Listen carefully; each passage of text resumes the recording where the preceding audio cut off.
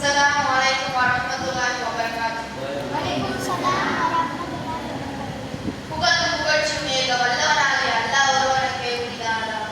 ஸலாத்தும் ஸலாமும் என் கண்மணி நாயகம் முஹம்மது ரசூலுல்லாஹி ஸல்லல்லாஹு அலைஹி வஸல்லம் அவர்களின் மீதும் அவர்களை அடிச்சுவர்களை அப்படியே பின்பற்றிய சத்திய சஹாபாக்கள், தாபீகள், தபாஅதாபீகள், நாதாக்கள், சுஹதாக்கள், குறிப்பாக அவையில் அமர்ந்திருக்கும் அனைவரின் மீதும் அல்லாஹ்வின் அருளும் அன்பும் குறையின்றி நிறைவாக நிகழட்டுமாக. ஆமீன். அல்லாஹ்வின் மாபெரும் கிருபையினால் நம்மவர்களை முஃமின்களாக முஸ்லிம்களாக படைத்து அதிலும் குறிப்பாக நபிமார்கள் ஆசை கொண்ட உம்மத்தையே முஹம்மதியா என்கின்ற பெருமானார் ஸல்லல்லாஹு அலைஹி வஸல்லம் அவர்கள் உம்மத்தில் நம்மை ஒரு நபராக ஆக்கியிருக்கிறார். இந்த ஒரு நியமத்திற்கு காலம் முழுக்க சதிதவுடைய நிலையில் இருந்தபடி அல்லாஹ்வுக்கு சுக்ர் செய்தாலும் ஈடாகாது. அப்படிப்பட்ட உயர்ந்த நியமத்தை அல்லாஹ் நமக்கு கொடுத்திருக்கிறான். ரபியு அவ்வல் என்று சொன்னாலே நம்முடைய நினைவுக்கு வருவது அகிலங்கள் அனைத்திற்கும் அருளாக பாவம் என்னும் இருளில் மூழ்கின்ற மக்களை வெளிச்சத்திற்கு கொண்டு வருவதற்காக இந்த உலகில் வந்துதிந்த என் கண்மணி நாயகம் முஹம்மது ரசூலுல்லாஹி ஸல்லல்லாஹு அலைஹி வஸல்லம் அவர்கள் பிறந்த தினம்தான். லா இலாஹ இல்லல்லாஹ் என்ற ஏகத்துவ கலிமாவை உணர்த்துவதற்காக என் பெருமானார் ஸல்லல்லாஹு அலைஹி வஸல்லம் இந்த அகிலத்தில் உதித்தார்கள். என் பெருமானார் ஸல்லல்லாஹு அலைஹி வஸல்லம் அவர்கள் பிறக்கும் போதே ஆள்காட்டி கலிமாவை வானம் பார்த்து உயர்த்தியபடியே பிறந்தார்கள். அர்த்தம் என்னவென்று தெரியுமா? அல்லாஹ் ஒருவனை மனத்திற்கு தகுதியானவன் என்ற ஏகத்துவ கலிமாவை சொல்லி இந்த அகிலத்தில் பிறந்தார்கள். அது மட்டுமல்ல, சகோதரத்துவமும் சமதர்மமும் சமதர்ம ஆட்சியை நிலைநிறுத்துவதற்காக என் பெருமானார் ஸல்லல்லாஹு அலைஹி வஸல்லம் அவர்கள் பட்ட கஷ்டங்கள், துன்பங்கள், துயரங்கள் கொஞ்சமல்ல. எனவே இப்படி சொல்லப்படும் உலகில் எந்த நபையும் சந்திக்காத துன்பங்களை என் பெருமானார் ஸல்லல்லாஹு அலைஹி வஸல்லம் அவர்கள் சந்தித்தார்கள். மிருகங்களாக வாழ்ந்து கொண்டிருந்த மனிதர்களை மனிதர்களாக மாற்றுவதற்கு என் பெருமானார் ஸல்லல்லாஹு அலைஹி வஸல்லம் அவர்கள் பிறந்தார்கள். உலகில் ஒவ்வொரு கல்லும் உருவங்களாக மாற்றப்பட்டு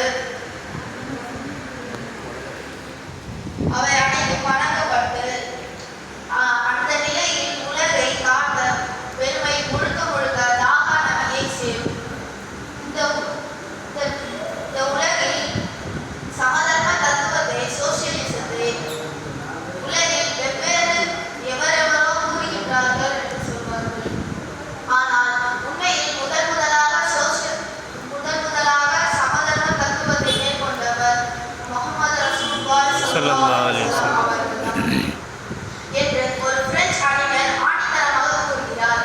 ஏழையின் வரியை செல்வன் உள்ளவனிடம் பதித்து ஏழை ஏழையாகிக் கொண்டே செல்லாமலும் செல்வன் செல்வனாகிக் கொண்டே செல்லாமலும் உலகத்தில் சமதர்மத்தை செயலாற்றி வெற்றி கண்டவர்கள் அவர்கள்தான்.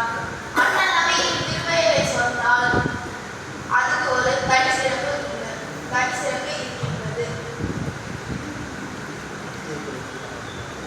மத்திய மேற்கு கிழக்கு நாடுகளில் எவரேனும் சண்டை போட்டுக் கொண்டிருந்தால் அருகில் இருப்பவர் அல்லாஹும்ம ஸல்லி அலா சய்யிதினா முஹம்மதின் என்ற ஸலவாத்தை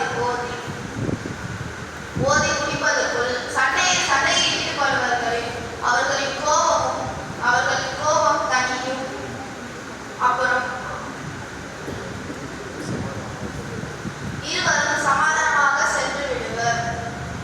கருணை நபியின் பேரை கேட்டாலே மனிதர்கள் மனமு வந்து செய்ய தொடங்குவார்கள்.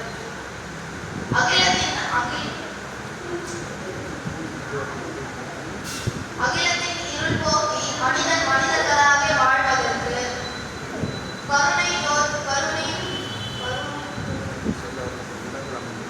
கருணை நபி ஸல்லல்லாஹு அலைஹி வஸல்லம் அவர்களின் குணங்கள் நமக்கு ஒரு வழிகாட்டியாக இருக்கிறது. நாமும் நபி ஸல்லல்லாஹு அலைஹி வஸல்லம் அவர்களை முழுமையாக பின்பற்றி வெற்றி அடைவோமாக. நாளை பெருமானார் ஸல்லல்லாஹு அலைஹி வஸல்லம் அவர்களிடம் சொர்க்கத்தில் சேரும் பாக்கியத்தை அல்லாஹ் நமக்கு தந்தருவானாக. ஆமீன். வலைக்கும் அஸ்ஸலாம்.